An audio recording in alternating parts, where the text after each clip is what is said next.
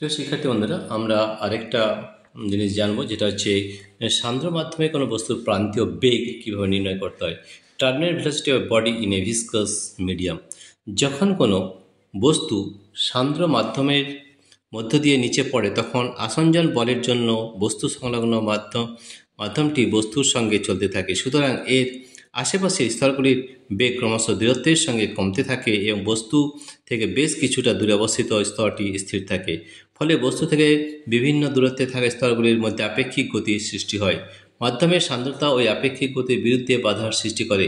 বস্তুর বেগ যত বাড়ে, সান্দ্রতাজনিত ঊর্ধ্বমুখী বলও ক্রমশ বাড়তে থাকে।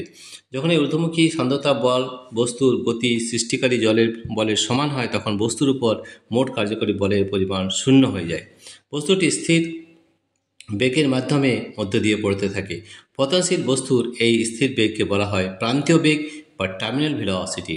পড়ন্ত বৃষ্টির ফোঁটাও সান্দ্রতার কারণে প্রান্তিক বেগ লাভ করে এবং তারপর ওই বেগে নিচে পড়ে।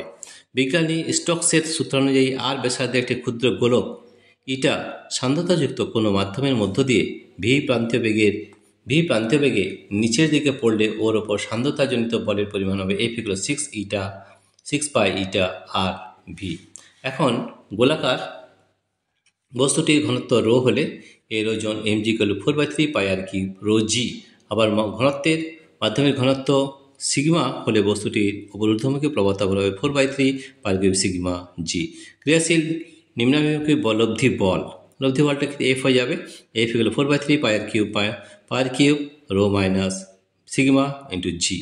1 ও 2 নম্বর সমীকরণকে তুলনা করে আমরা কি পাচ্ছি? তুলনা করলে আমরা পাচ্ছি 6 pi eta r v = 4/3 pi r cube rho minus sigma into g. তাহলে ভি এর মান যদি আমরা বার করতে চাই, তাহলে সেটা হবে 2/9 r square rho minus eta g rho minus sigma বা ইটা ইন্টু জি। এটি কিন্তু প্রান্তীয় বেগের রাশিমালা। এইভাবে আমরা টার্মিনাল ভেলোসিটি বার করতে পারি। প্রিয় শিক্ষার্থী বন্ধুরা, তোমাদের এই ভিডিওটি যদি ভালো লেগে থাকে তবে সাবস্ক্রাইব, লাইক ও শেয়ার করবে।